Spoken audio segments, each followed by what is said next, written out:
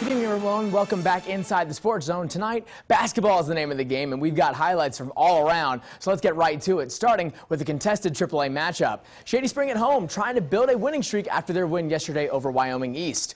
And on the other bench, Westside trying to bounce back after a loss in their last matchup. Both squads have the same plan early on for doing so. You know why these teams are in the AAA? Because you couldn't go 5 minutes without seeing a triple fly. This one from Evan Colucci at the top. And then on the other side of the court, Cole Chapman puts up from far away and watches it splash to get things going. Westside seemed like they were trying to play catch-up the whole night, attacking first and finding shots where they could. And on defense, the Renegades struggled just to keep up on the other side of the ball. Braden Chapman making the defender miss here with the pump fake, giving himself a wide-open shot for nearly a go-ahead three. Renegades kept things manageable for as long as they could, but on the back of Cole Chapman's triple-double performance, as long as his brother Braden, who also put up over 30 tonight, Shady Spring ran away with this game 85-57. Heading over to Mercer County, Woodrow Wilson takes on Princeton. The Tigers trying to keep their undefeated season alive, while the Flying Eagles look to get back in the winning column and make their presence known in Princeton. Maddox McMillian looking for a play. He finds Jace Colucci in the corner, unguarded with an open door for the three-pointer. The Tigers match Woodrow shot for shot. Chase Hancock pulling up from almost the exact same spot. It hits the rim, but Grant Cochran, he's there for the board, and he bodies his way into position for the second chance points. Tigers with the ball again. Cochran in the paint, and he's used to making plays on the gridiron for the Tigers, but he was all over the court tonight. Flying Eagles won't be grounded so easily. Nathan Parsons sends the ball soaring to sink the three and keep things close. And while their offensive onslaught behind the arc would keep the game within reach, the Tigers go home with their winning streak still intact.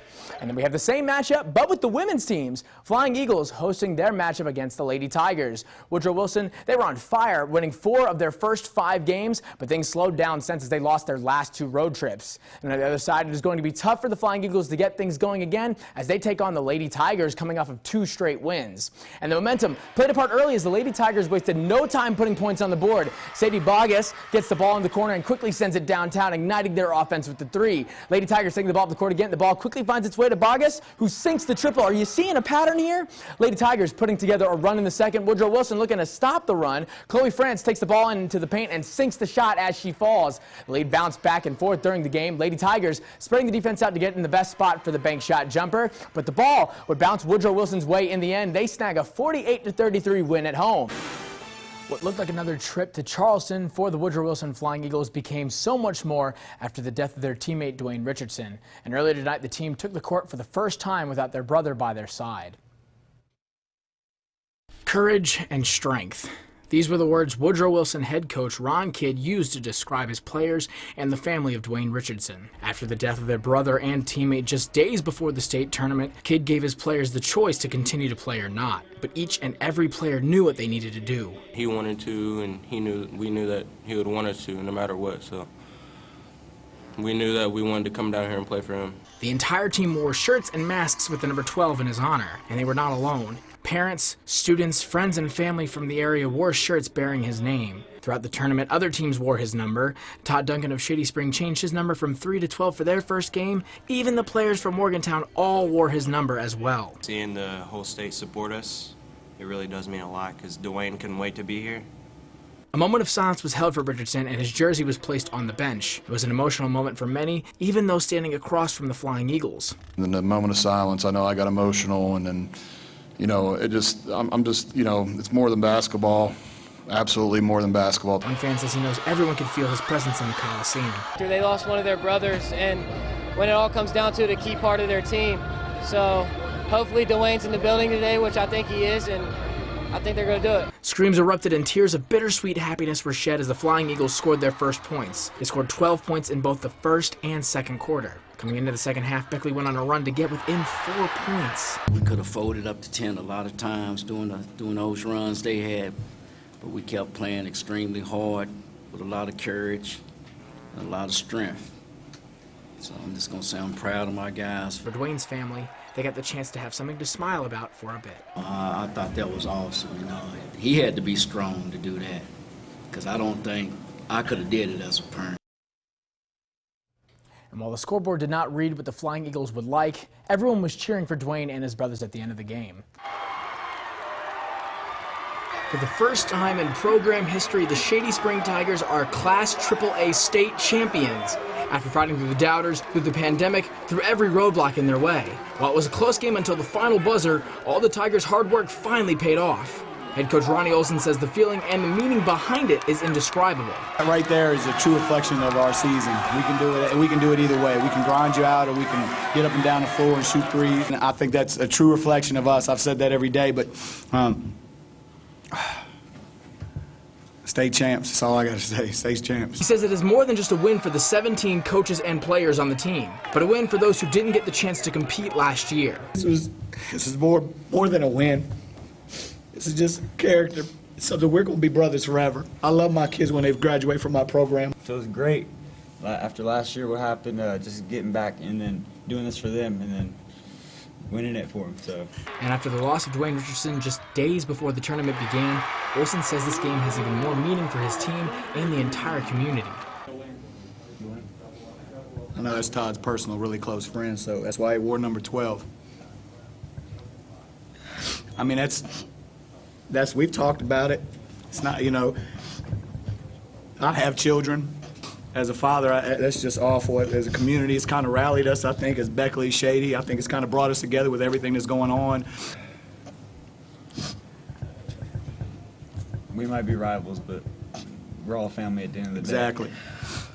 Todd Duncan, Braden Chapman, and Cole Chapman made the all-tournament team. The three Tigers put everything on the line, playing almost the entire title game. And while Duncan briefly sat out after colliding with a defender, he says nothing was going to keep him off of the court and ending his career on his terms. Couldn't ask for anything better. This is all I wanted, was to end my senior season with the state title, and I know they'll be back the next year and the year after, and Shady's going to be a great program coming in the future years. As for Coach Olson and the outfit he wore since the beginning of sectionals, he says he will finally wash it, but he does not plan on hanging it up for long.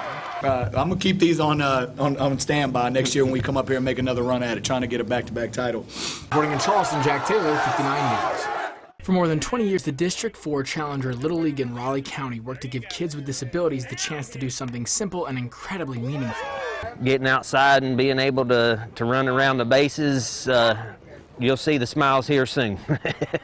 Winnell helps coach one of 3 Challenger teams in the area. He says normally the kids play each other, but now they get a much bigger experience. Football players from Concord University traveled to Shady Spring Elementary to play the Challengers Yankee team, with fans and other Little League teams to cheer them on. I spoke with some of the kids to see what about the game made them the most excited. I like getting out here and playing. It's really fun. 13-year-old Luke Davis had a simple answer. Just playing baseball.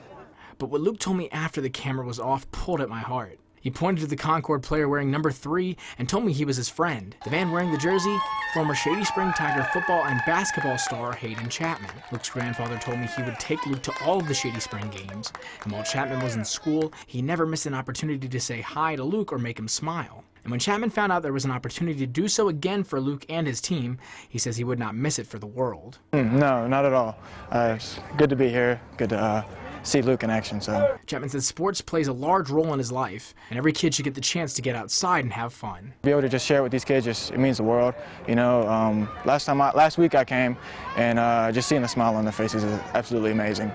Right, that's right. We're in the middle of another close game here at the Beckley-Raleigh County Convention Center, as right now the Golden Bears hold on to a slim 45-40 lead over the Red Storm. Now the Golden Bears girls continue to do what they do best and keep lining it up from behind the arc like they just did right there, and that's helped them take this lead up.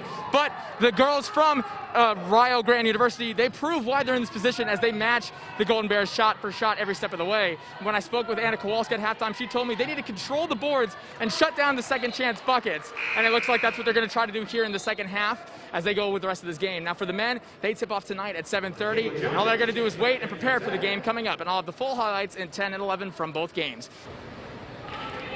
Hey Casey, yeah, that's right. We're in the middle of a close one here as Midway University holds on to a slim 42-40 lead over WVU Tech Golden Bears. And now I got the chance to speak with the Golden Bears women's head coach Anna Kowalski right at halftime, and I asked her what her thoughts were on her team's first half performance. She told me they need to take care of the turnovers quickly as they're continuing to beat themselves here in the first half. So we'll see if they can do so here in the second half. Now both teams were lighting it up from behind the arc all throughout the first half, so I know they're going to want to continue to do that in the first. And then at halftime, too, I got the chance to speak with the men's head coach, Jake Long, and I asked him what his feelings were, hours before the game. He told me his guys have been here before. He says they are battle-tested, and he is prepared and confident to take on one of the best teams in the bracket in Indiana University Kokomo.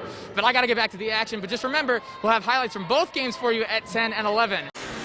Good evening, everyone. Now, I know mostly everyone's hearts and minds are focused on the Mountaineers and March Madness, and I'm right there with you, but we've got some exciting basketball right in our backyard. So let's get started with the Mercer County men's basketball rivalry. Good evening, everyone. Welcome back to 59 News at 10. Tonight, inside the Sports Zone, we've got basketball and a little bit of football as well. We're starting with a good matchup tonight as an old regional rivalry is reignited in the AA class. Coming from small towns in West Virginia, high school athletes don't always get the same exposure everyone else in the country does. But one man from McDowell County is not giving up on his dream. And for the first time since 2016, the Lady Warriors head back to Wyoming County with the Class AA Championship trophy. Senior Todd Duncan goes down with just under a minute to play, and a surge from the Tigers bring them within one going into halftime.